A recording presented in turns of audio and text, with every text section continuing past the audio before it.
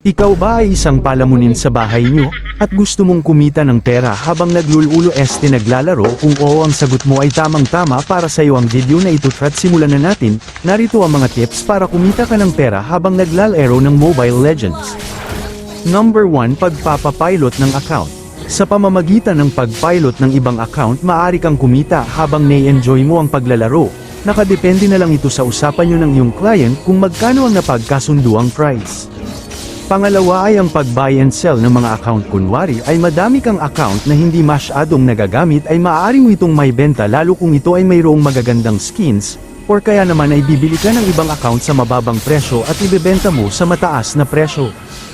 Panghuli ay ang pagiging isang content creator tulad nila Hildark, Aljus at iba pang sikat na content creator. Malaki ang kitaan sa pagiging isang content creator, nakadepende nga lang itong sa kalidad ng iyong mga videos. At syempre dapat ay masipag ka mag-post ng mga highlights ng iyong mga game para dumami din ang iyong fans o mga followers.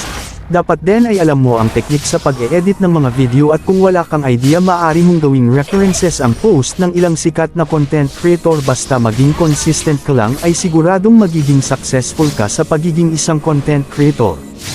Yun lamang at maraming salamat.